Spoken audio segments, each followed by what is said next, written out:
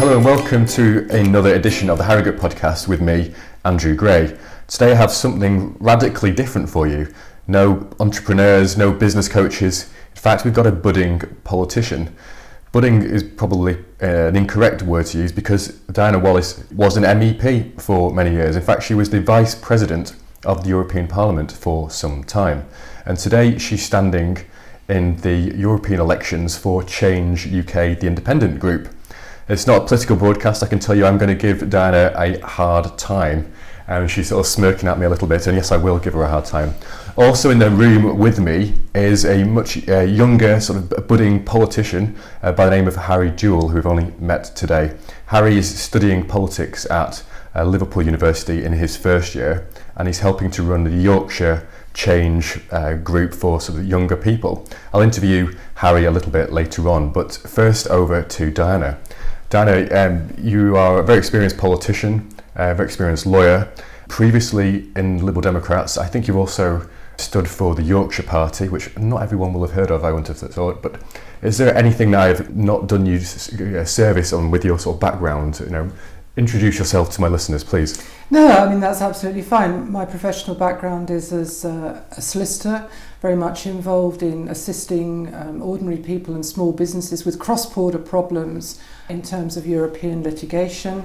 Europe was always my passion, and therefore to end up in the European Parliament in 1999 was a real privilege. I left in 2012 and since then I've been doing other things legal. For some time I was president of something called the European Law Institute, which is a sort of think tank which tries to formulate and suggest good proposals for amendment to European law to improve it. And I also work as a university lecturer in law at the University of Hull, and I do some work as a mediator. Yeah, pretty busy, and now a candidate, in fact the top candidate for Change UK in the forthcoming elections. Let's get to it. What are your chances of actually getting elected in a few weeks' time? Well, of course, it is an election that's run by proportional representation. Therefore, in that sense, it's fairer, and a vote for new or smaller parties can count equally. So I would say there is every chance. And you're being the top one on the slate gives you, I suppose, the highest chance of any of the Change candidates. I would have thought it's highly likely that you'll be an MEP in a few weeks' time again. But was this something that you were planning? I mean, I would have thought it's come out of the blue. Not at all. The last few weeks have been a complete whirlwind. This was, frankly, being involved in these European elections was absolutely the last thing on my mind 4 weeks ago. I was quite happy pursuing a quiet academic career.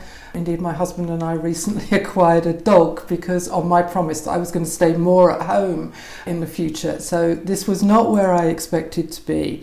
But hey, I would have to also make it clear that Europe has been my lifelong passion. And given what's happening in our country over Brexit, and I watched with some emotion the formation of the independent group, when I saw those, mainly the female politicians, walk out and leave their existing parties, that was really a sort of, it got to me. It was quite emotional, and when you see what they are trying to do, I thought, yes, I'm going to stand up and be counted again this time, because I feel so strongly about Europe and I want to try and do something. So here I am. And you could only be an MEP if you are elected for a few months until October, and then back to the academic life. It could be that short. Could be. It could well be that short. But I think most people in this party, in this movement, I will almost call it, really hope that it's going to be for longer, because that's what we're about. We want to give people another chance after 3 years of all this nonsense to have the chance to have a people's vote, to look at it again. Now we all have so much more information, and to vote again. Thank you. And today you're campaigning in Harrogate. Mm-hmm. You're having is it Brexitometer? Could you explain how that works? Well, it is a series of questions on a board about what people think about these issues and how that relates to being in or out of the European Union. So it tests people's views on subjects like the health service and other things to see where they are aligned in terms of in or out of Europe. So is your view that the referendum result for you in 2016 was illegal in any way, or surely it was a legitimate election, the people who have decided to leave and the politicians should just simply get on with it, right? I'm somebody actually who's always supported referendums. I wish we had more of them. I wish we used it as a political device to involve people very much more in decision making. But I also think that in the UK we are completely naive and completely unexperienced in using referendums. Can I call you out on that one, if I may? I think you stood for the Liberal Democrats, and you, when the Liberal Democrats went into coalition with the Conservative Party, one of the parts of the deal, was it not, that there would be an AV referendum or sort of PRE referendum, which is what the Liberal Democrats got. Mm-hmm. No one talks about that in any way. So, we've had that. Are we that inexperienced when we had the AV referendum? Was it 2012 or so, was it? Wasn't that long ago. Then 2016, 4-year gap. That's interesting, but I suppose for me, I'm comparing it more like a country like Switzerland that has referendums sort of every month almost.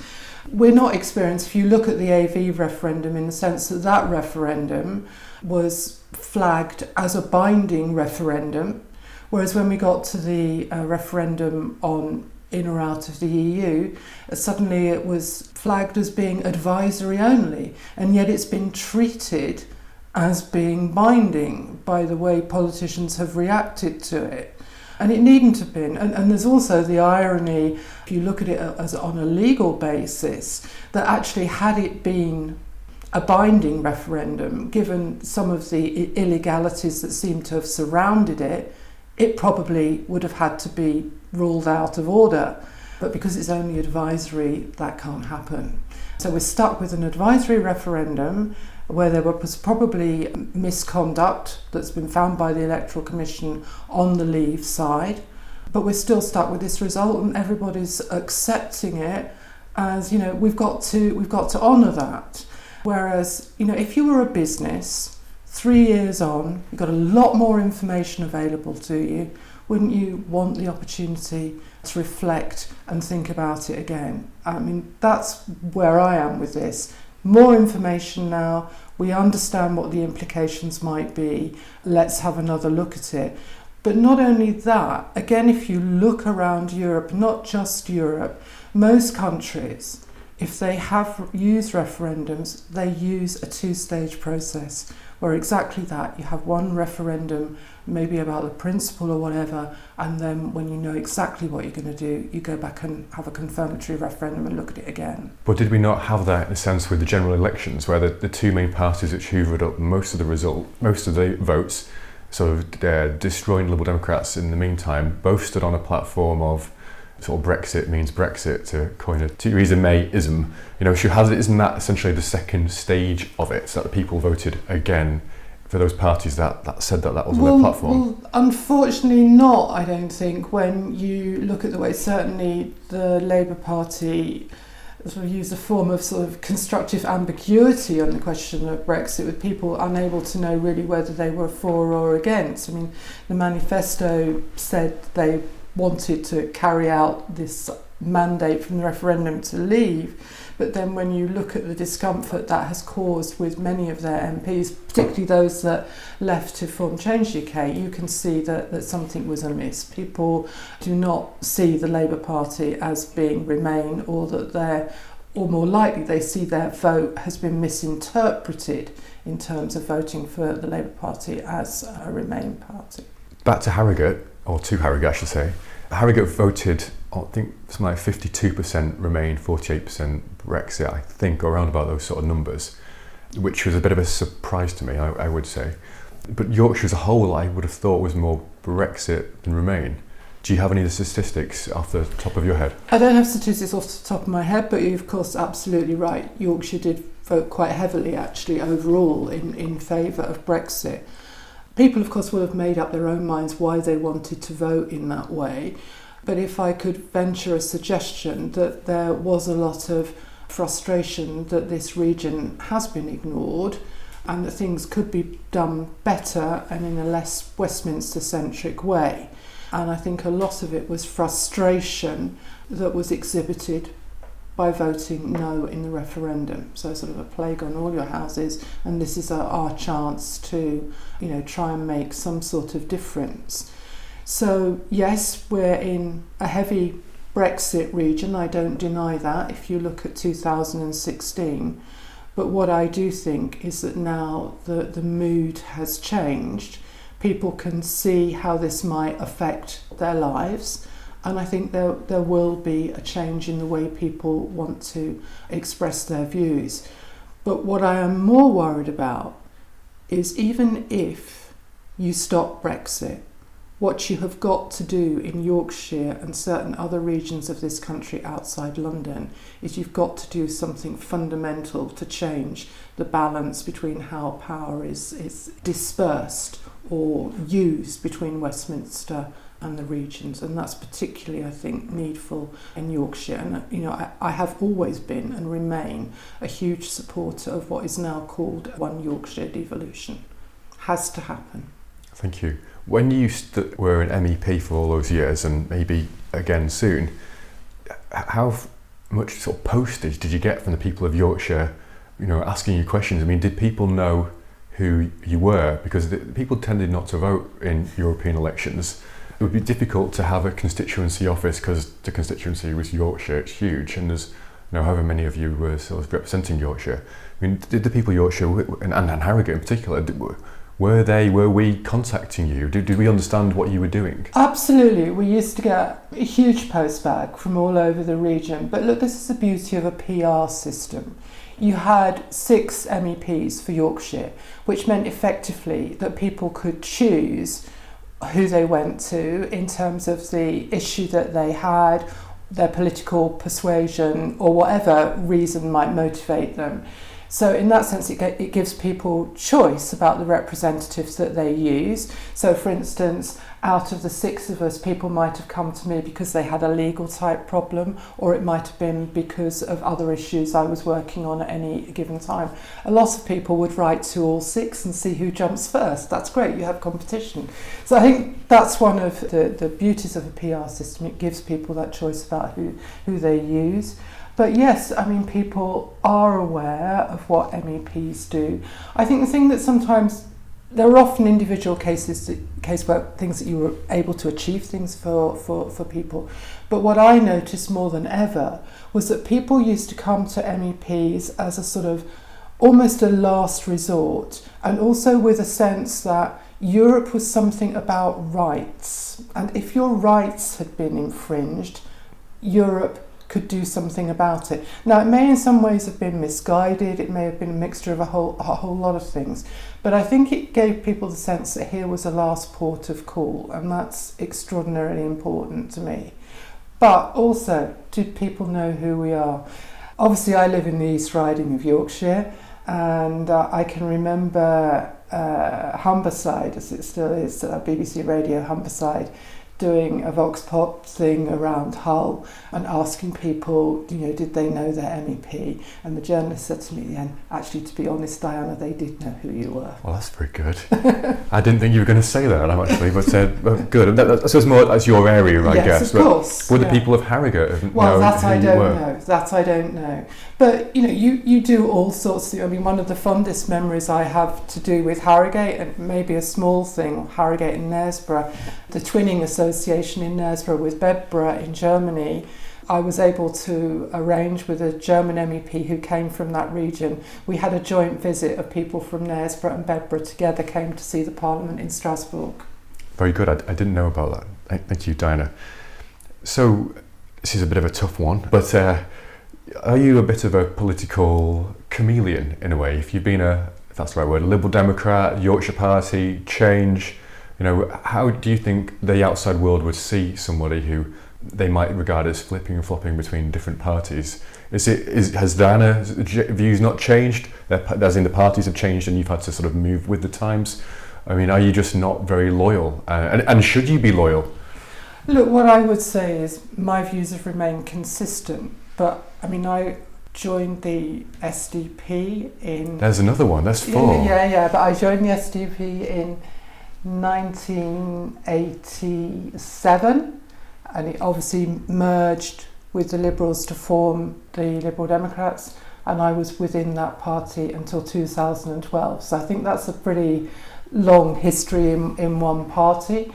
With the Liberal Democrats, my views and the Liberal Democrats slowly diverged, and I felt, after I came out of the Parliament and with the coalition years, I felt gradually uncomfortable. I never made a big fuss about leaving. My membership just lapsed.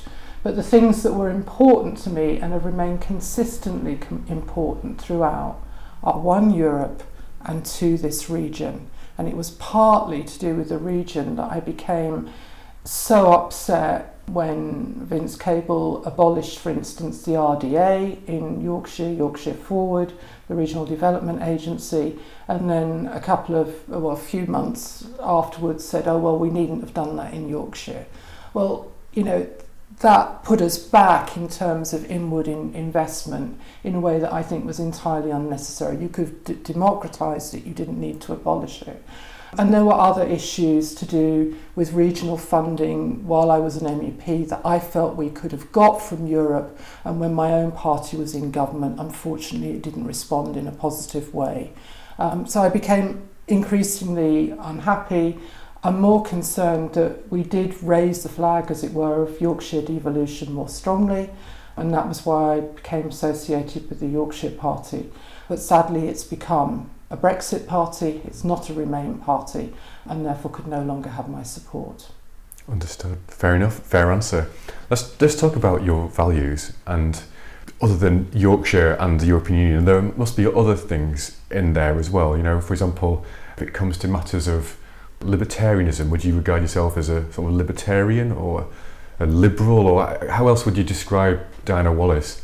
So that people can decide whether they like you. Yeah, that's a really interesting question. And that was this idea of liberalism. I mean, I would describe myself as a liberal, but there were many times in the European Parliament when I actually became frustrated by what I would call extreme liberalism, be it economic.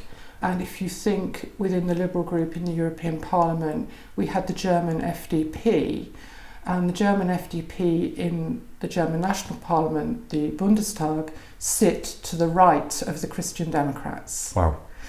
So you begin to see things in a different way. And also, although, I'd be the first to respect other individuals' rights, there is a streak in liberalism sometimes that I feel almost becomes authoritarian in supporting other people's rights, and often sometimes made me uncomfortable.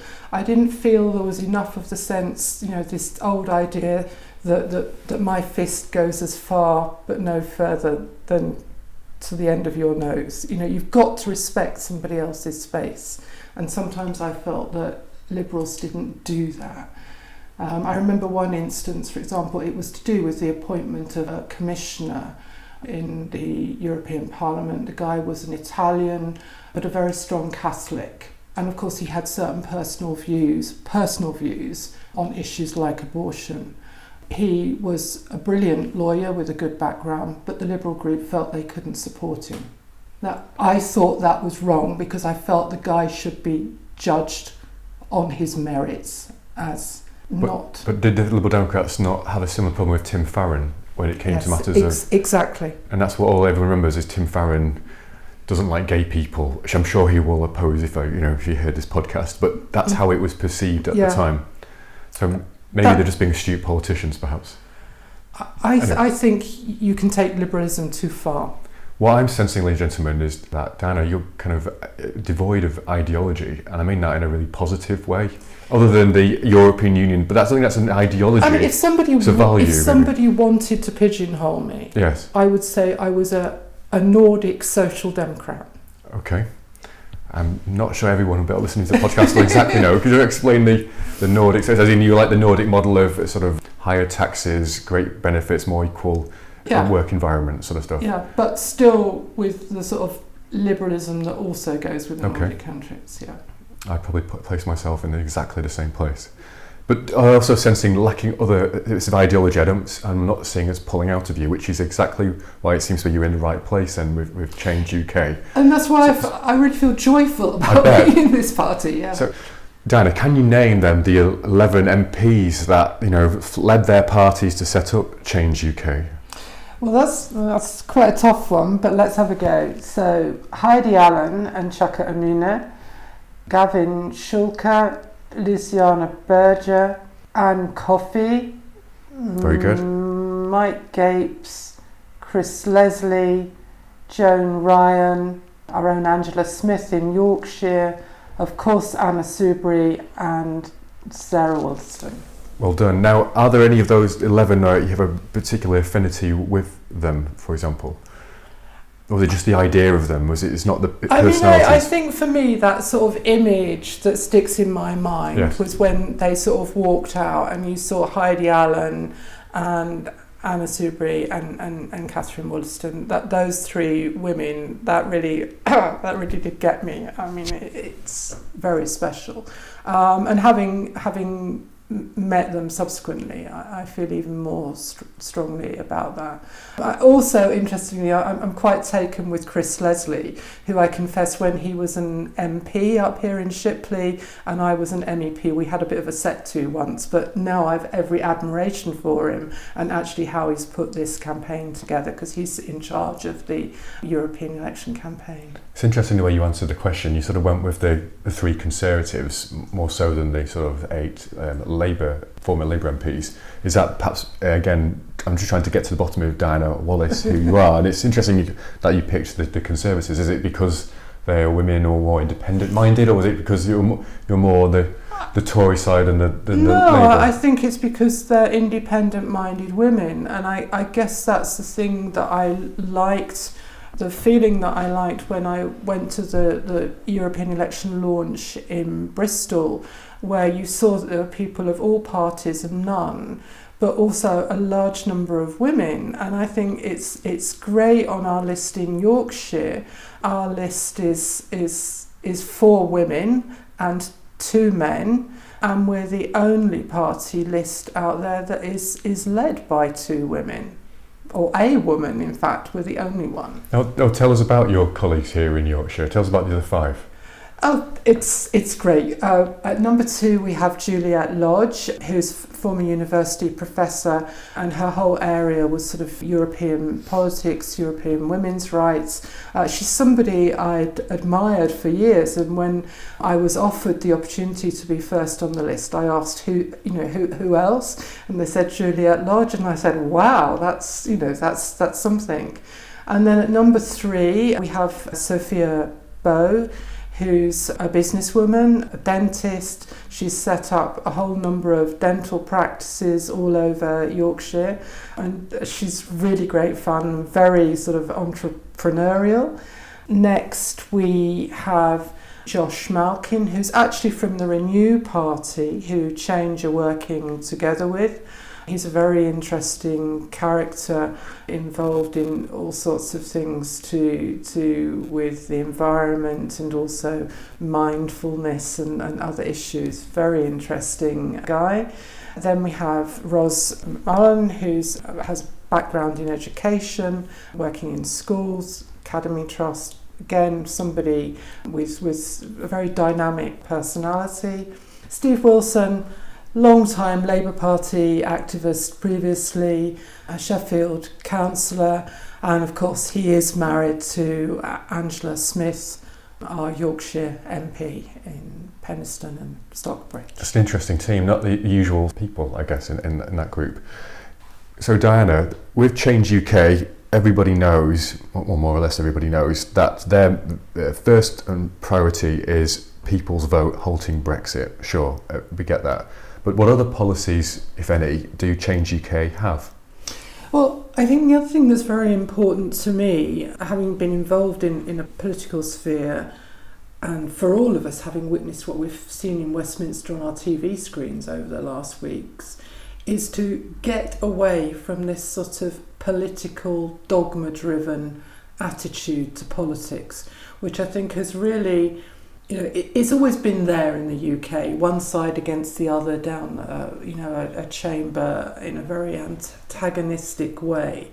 But it's worse than ever at the moment, that everything is driven by party rather than any other consideration.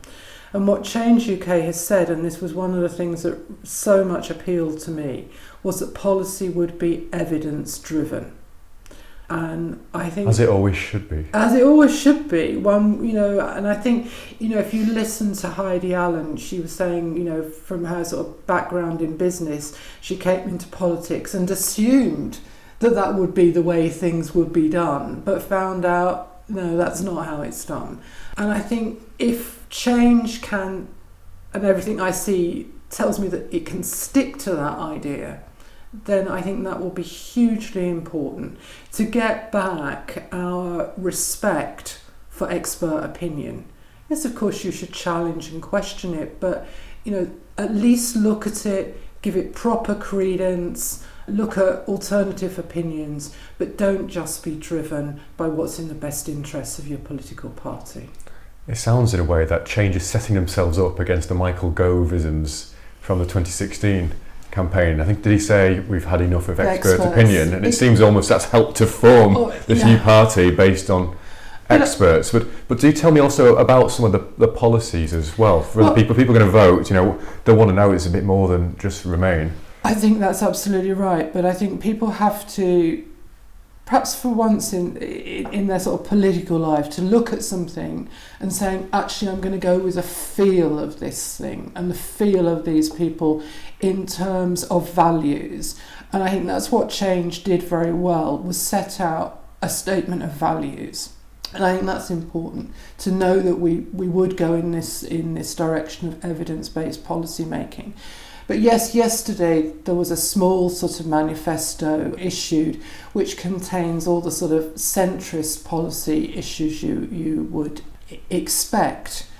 But I think rather than talking about details of policy, at this moment we should say this is a new political movement. It sits securely in the centre, bringing people from Labour and Tories and indeed Liberal Democrats who are happy to work together. And part of that working together over the next months and years will be to forge policy together. And if I sort of drew a policy document out of my back pocket, I wouldn't expect you to respect that if it had been drawn up in about 2 seconds flat without respecting people's views throughout this movement. Or we don't even have members in the formal sense at the moment. So I think people should go with their instinct that this is a centrist party with sensible, evidence-led principles, and that we are clearly and absolutely a Remain pro-European party. We want a managed economy, a market economy, but properly regulated. We want to support public services. Yes, of course, we want to deal with climate change. And yes, we want to do our politics in a more participative and devolved manner. Got it. I can see all those things, absolutely, but I'm sure my listeners will understand it too. One place that it seems likely that you'll get tripped up is over the sort of questions of austerity, I guess. I would have thought you have 3 Conservatives who've more or less supported it, and I guess more or less 8 Labour MPs who opposed it, and it seems like that would be a difficult circle to square, or whatever around this. It could be, but I don't think it will, having seen the people concerned and the way they act together. Because this is what I see, is that people are willing to be respectful and willing to talk about things. And you only have to look at Heidi Allen did a thing where she went around the country looking at what was happening with austerity to see even people coming from a Conservative background can be equally concerned and want to mend what has happened with our various services. Diana, what would you say to my listeners who would look at Change and think, okay, I can see what they're trying to do, but my God, they've botched it. They really struggled to get anybody to stand in Peterborough. I think recently there was a by-election where the Labour MP, I think, had been up to no good, and there's a by-election there, no Change candidate available. Change weren't ready in time for the local elections, which there weren't here anyway in Harrogate. Change had difficulties, getting a logo together, and its communications has been poor. You've also got Angela Smith, who's used a term sort of funny tinge or something some time ago, and last night Heidi Allen should have appeared on Have I Got News For You, and that was pulled. I don't think that was her fault. No, I don't think you can lay that. No, I won't lay that one at her or at Change, but it seems, although of course it's a new organisation, it seems like it's a bit cack-handed at the moment. Is that fair to say? I think there have been some lumps and bumps, but let me try to give you my perception from the inside as far as I can.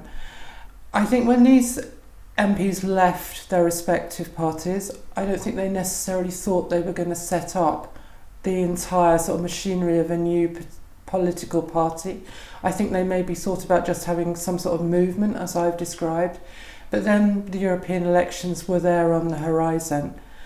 And what I've seen is a group of extraordinarily committed people having to go through the process of setting up a national political party and organising a national election campaign in a matter almost of days. I expected there would be some problems. It would have been amazing if they'd managed to achieve everything that they have done without some problems. Could some of these things have been dealt with better? Probably they could. But we're all human, and I think that's part of the attraction in the way. If it was a completely slick machine, I might be a bit worried. So no, I think they've done a good job to get us where we are. It's the beginning. Let's see what happens. If you look at the sort of slick organisation of Mr Farage and Brexit Party, it might be slick, but I'm not sure that that's what people are looking for. No, maybe not. You maybe right there. Snake oil salesman comes to mind. But I think that is probably fair about Mr Farage, but what a fantastic communicator he is, though, and he's changed British politics immeasurably without even getting elected. He has achieved something, I would say. I don't deny that, but it's the substance, and the substance is lacking. Diana, can I have some predictions, please, when it comes to the talks between Labour and the Conservatives, which are ongoing at the moment? Do you foresee there being any sort of agreement? If so, what would it be? Just talk me through how you see things going as a very experienced politician. Well, at the moment, I don't see how they're going to get an agreement, because first off, I'm not sure that it's in Labour's, or the way they will see it, as in their interests to have an agreement. Because if Corbyn's wish is what he keeps saying, is to have a general election, then an agreement doesn't help him achieve that. If you want to be completely, sort of party politics about it, and that seems to be what drives him. So I think a deal is unlikely for that reason. I also don't see how they are going to compromise with Corbyn wanting some form of customs union or more, Mrs May not wanting that, because the moment she begins to tip into customs union territory, if I can put it, then some of her red lines have to go. Most importantly, probably the potential remit of the European Court of Justice. So I think it's going to be really difficult for them to find an agreement that they can come to between the two of them, and then that they can sell to their respective parliamentary parties. That is going to be so difficult. And then if they could sell it, will they have the numbers from either side to get it through? I'm very, very doubtful. And then that takes us to where? What would then follow from there being no agreement between my own view is we're just going to stumble on till October, and we'll probably have to ask for another extension, because I just don't see how it's going to be resolved. You have a stalemate position, and Parliament is in recess over the summer, so there just isn't the time either to get anything done, unless they suddenly decide they're not going to have a holiday, which would be interesting. Therefore, surely the answer to this quandary is no deal Brexit. It's prepared for properly by the government, and we just grin and bear it. People voted to leave. Perhaps no deal Brexit is the purest form of Brexit. As a experienced European politician who understands cross-border matters, how would Yorkshire be impacted upon it with a no deal Brexit in October? It's very difficult to predict, and I'm not one for scare stories, but clearly there will be impact in terms of initially availability of certain goods. Maybe we're talking about availability of medicines, maybe we're talking about queues at ports. Certainly there's going to be confusion over tariffs and other things. I mean, it's going to be messy and it's going to be uncomfortable. Exactly what it will look like, I can't say, but my gut feeling is we're going to be poorer, and people didn't vote to be poorer and have a harder life than many are already experiencing at the moment. Again, I might call you out on that one, because a lot of people voted on for sovereignty reasons, and it is, I think, and maybe you'll agree with this, it is fair to say that if you are in a club of 27, you are pooling your sovereignty with others. If you leave that club, by implication, you're restoring some of your sovereignty. So if the question is one of sovereignty, and a lot of people are very up for that, then leaving the European Union with no deal restores sovereignty to the UK Parliament, does it not? Well, it depends on your view of sovereignty. If your view of sovereignty is to sit alone on your own little island and not to have any relationship with anybody else, so fine. But the moment you start to have a relationship with other countries, and we are an open economy, then you will find you will have to abide by their rules if you want to trade with them and do business with them. So you will get their rules, unfortunately, whether you like it or not. And my view is better sit around the table and make those rules with them than have them enforced upon you with no say. So that's my view of sovereignty. You're better being part of the club, pooling your sovereignty and helping people feel that they can actually participate in making decisions over the big issues of the day, be they climate change, control of the internet, etc., everything which is international in its reach. What would you say to people who voted Remain in 2016, who were happy then with the status quo, but then have seen the European Union not give us the deal that we so deserve because it's the fifth richest country and we saved everybody in the war, sort of thing? Because you do have some Remainers who've changed position and think now that the European Union is a sort of a bogeyman. Having you sat in Strasbourg, being Vice President of the European Parliament, you've seen how they negotiate. Why is it that the European Union haven't given the UK everything that they wanted? Well, the European Union is a club of a large number of member states that has to protect the interests of its members. Would you expect it, would be my view, to act any differently? Of course it's going to try to argue in favour of preserving what's in their best interest rather than giving us everything that we want. But to be fair, in the past, when we have asked for exceptions and opt-outs, we've done pretty well. But you can only go so far in having unique arrangements for one rather awkward member, and we've pushed it too far.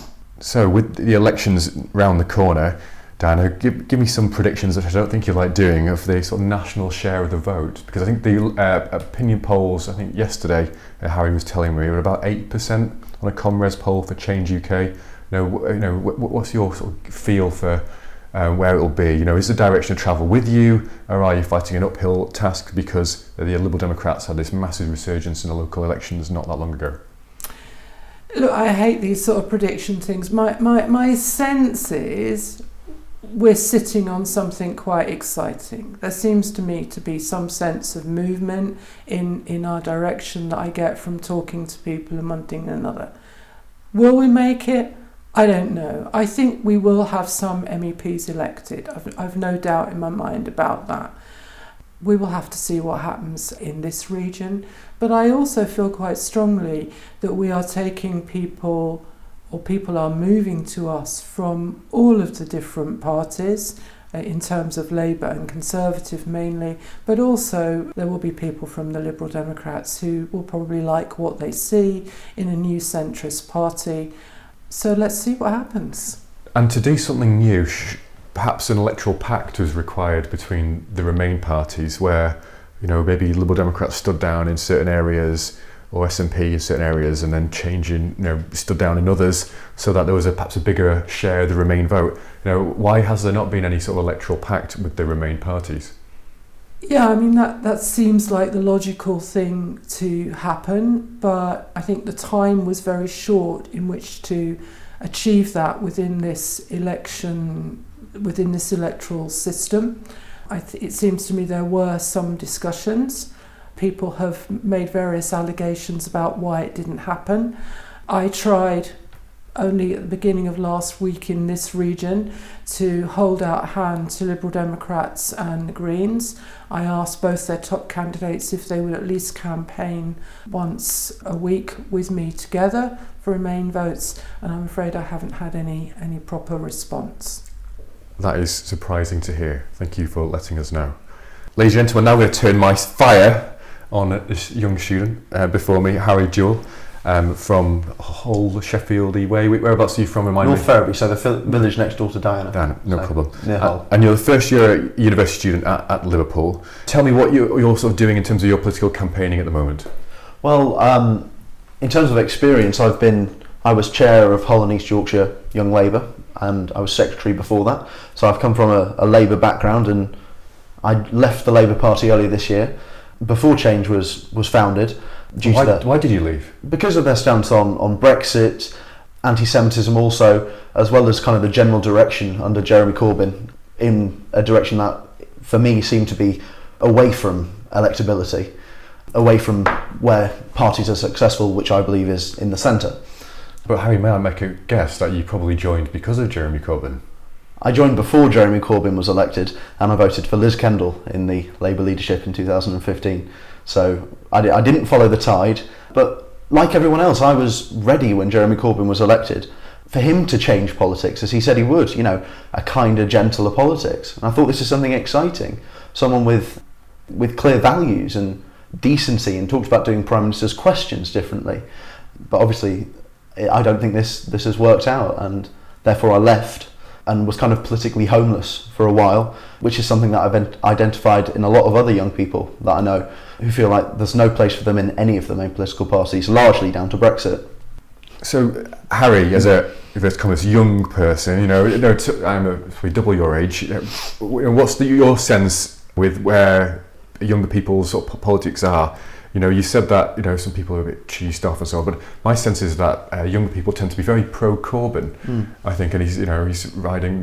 He shares things. Corbyn shares things on Facebook and Twitter really well. He doesn't tend to do like Today programme interviews. He seems to be speaking to your generation almost better than any other politician. Is he not? Yeah, I think you are right there, and I think they've tapped into young people's desire for something different, for something radical.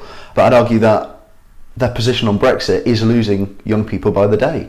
Young people are overwhelmingly pro-Remain, and like me, a lot of people weren't old enough to vote in 2016 and feel that Jeremy Corbyn and the Labour Party's kind of going along with a Tory Brexit, as it seems like they're doing now, is really damaging them in the polls.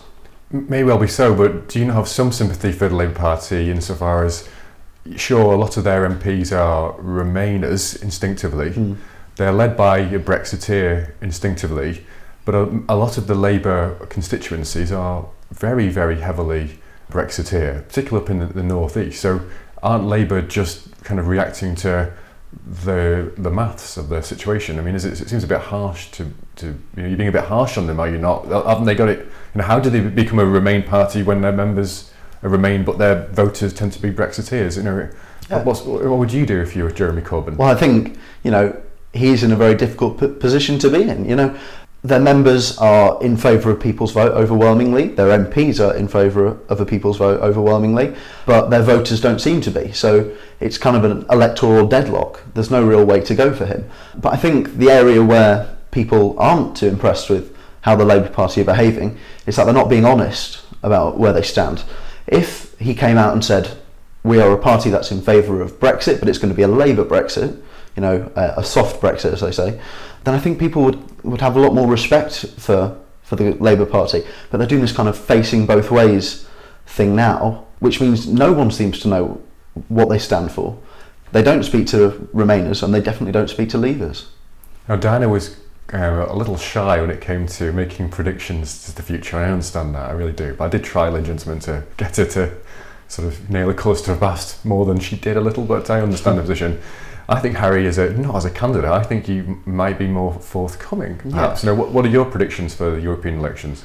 Well, as Diana said, I'd be hopeful that they take seats, and I hope that people decide to vote for them from a different position. The Liberal Democrats may choose to go for a Remain vote. Change are kind of completely different in the sense that they can appeal to Tories and Labour voters. So I think, although people are arguing that the Remain vote is split three ways between the Greens, the Lib Dems and Change UK, I think that we should be quietly optimistic and think when people get to the ballot box to cast their vote, will they actually be able to vote for one of their parties that they traditionally identify with? And I think more often than possibly some expect, the answer is going to be no, and they're going to have to vote for something different and something radical, and I think that's what's being presented by Change UK. Now, the three of us in this room are, political nerds, really. You're very nerdy about politics, I mean, that's a total compliment, but most people are not. And when we've talked in this podcast, we're talking about traditional Labour voters, Tory voters, so on. But my sense is that people are moving away from those parties, and they don't really identify in the same way that they used to. People say, my dad voted Labour, my granddad voted Labour, therefore I voted Labour, and ditto with the Conservatives and so on. But it seems the world is getting much more complicated than that. So how do you think Change or not appealing to those people that I don't identify with any party? Well, I think it kind of leads on from what Diana said about expert-driven policies. People don't want to hear ideologically entrenched views anymore. People are a lot more fluid. People vote for different parties at different elections. People voted in the locals differently, I suppose, to how they'd vote in a general election. So I think Change UK provides kind of like a home for a lot of people who maybe don't care as much. People who think, I don't want to be poorer. I don't care too much about nationalisation.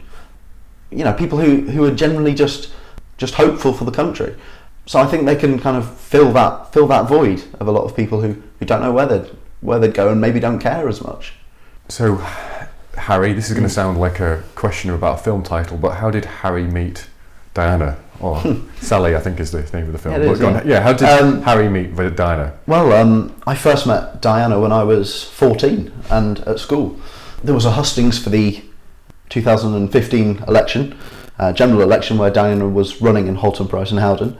And I went along. I was invited by the head of my school, younger than everyone else there. No one was particularly interested in talking to me, but Diana was the only candidate who seemed to be willing and interested in what I had to say, and really persuaded me actually to be in favour of the Yorkshire Party, even though I was a Labour member at that time.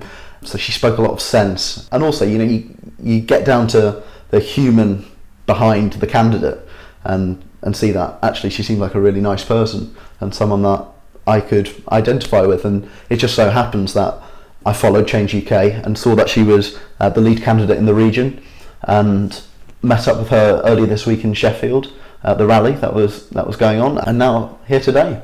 And what does the future hold for Harry in terms of politics? Well, I'm an activist. I love being out and about, speaking to people. Don't be shy, come on. Yeah. What's your ambition? I'd like to be an MP possibly one day. I don't know. I'd like to make a positive change. And that's all I'm going to say. And he's going red, ladies and gentlemen, whilst I ask him that question. Ladies and gentlemen, Diana has the mic back. I'm going to challenge her with a few more questions. I hope she doesn't mind. Diana, there's been lots of bumps in the road with Change UK, as you've spoken about very fairly and eloquently.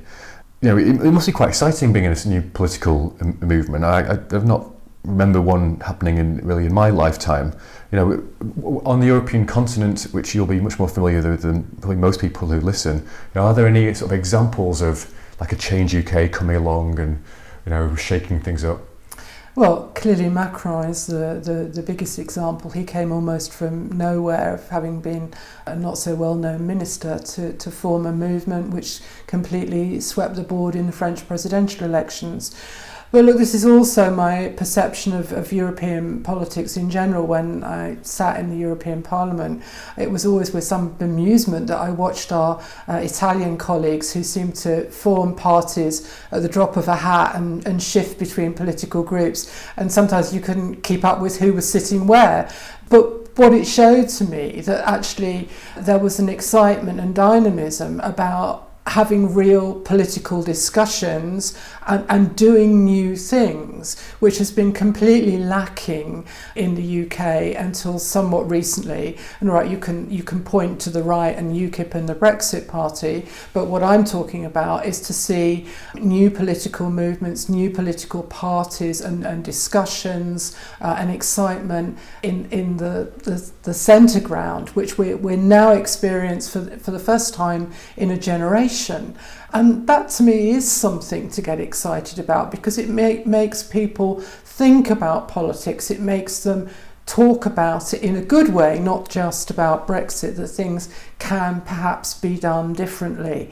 Our electoral system doesn't favour that sort of invention or change, but for heaven's sake, why not? We should be able to have a bigger menu of choices than we've become used to, and we should be able to have a more vibrant exchange of views. Thank you. Now, the three of us here are sitting with our mobile phones within easy reach, and that's what happens with most people who are sitting around a table. Their mobile phones are here in front of them. Of course, we've just had a referendum, and then 3 years ago referendum, and not one just before that.